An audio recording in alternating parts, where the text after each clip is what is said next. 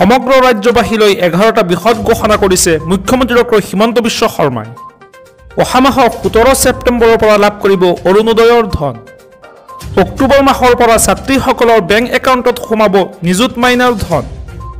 আৰু লগতে নৱেম্বৰৰ পৰা ৰেচন কাৰ্ডত নতুন সংযোজন কৰা হ'ব।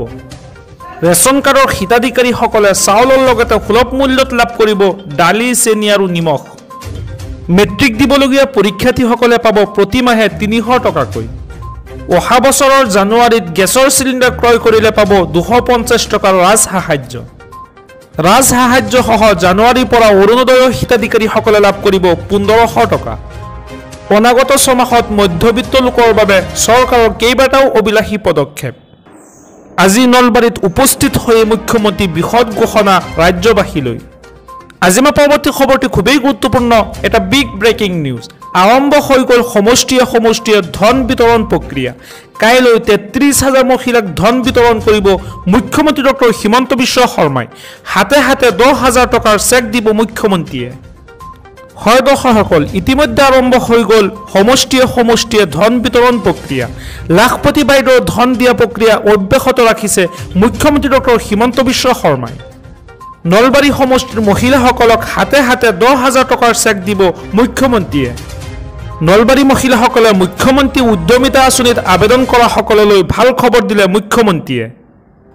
অহা কাইলৈ নলবাৰীত 33,000 মহিলাসকলক ধন বিতৰণ কৰাৰ পাছত পৰ্যায়ক্ৰমে সমষ্টিয়ে ধন বিতৰণ কৰিব মুখ্যমন্ত্ৰীয়ে। আজি মই প্ৰথম খবৰটি খুবেই গুৰুত্বপূৰ্ণ, এটা বিগ ব্ৰেকিং নিউজ।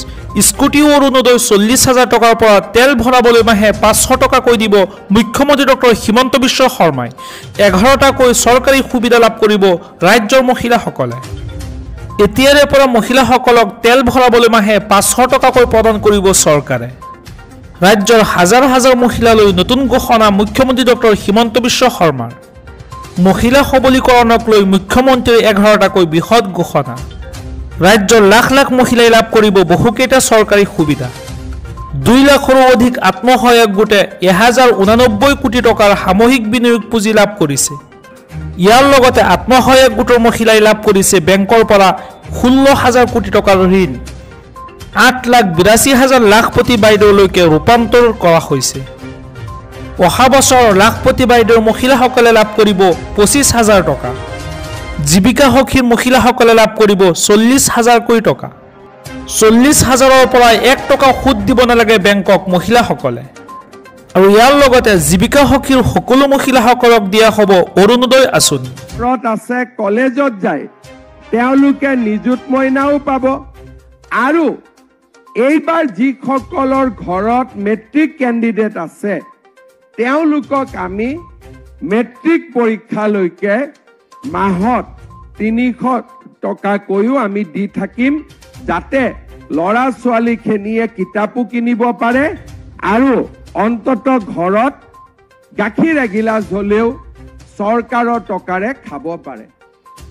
আজি অসমত বহুত চৰকাৰ আছিলে, কিন্তু কোনো চৰকাৰে দুখীয়া আৰু মধ্যবিত্ত মানুহৰ কাৰণে চিন্তা কৰা নাছিল। মই বিশ্বাস কৰোঁ যে ঘৰত যদি মহিলাগৰাকীয়ে অলপ হ'লেও উপাৰ্জন কৰে বা মহিলাগৰাকীয়ে যদি সমাজৰ খবৰ অলপ হ'লেও ৰাখে, মহিলাগৰাকী যাতে অলপ হ'লেও সক্ৰিয় হয়, তেতিয়াহ'লে পৰিয়ালটো সুন্দৰভাৱে পৰিচালনা হয় আৰু আমাৰ নাৰী সশক্তিকৰণৰ কামত আমি আগবাঢ়িব পাৰোঁ। যিসকলৰ ৰেচন কাৰ্ড আছে 1 নৱেম্বৰ তাৰিখৰ পৰা তেওঁলোকে চাউলৰ লগতে দালি, নিমখ আৰু চেনিও চৰকাৰৰ পৰা কম দামত লাভ কৰিব। তাৰ মানে এতিয়া আপোনালোকে এখন লিষ্ট মনত পেলাওক।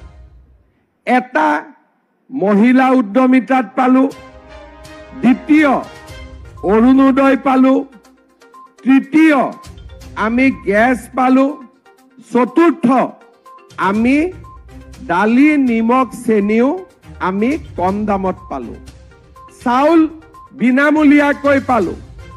ৰেচন কাৰ্ডখন হাতত থাকিলে 5 লাখ টকালৈকে আমি চিকিৎসাও আমাৰ বিনামূলীয়া হ'ল। কিষাণ সন্মান নিধিও পালোঁ। ছোৱালী যাৰ যাৰ ঘৰত আছে কলেজত যায় তেওঁলোকে নিযুত মইনাও পাব।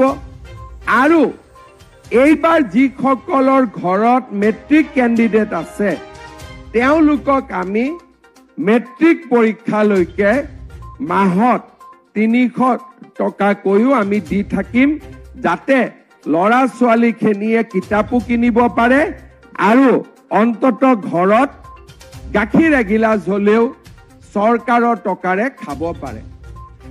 আজি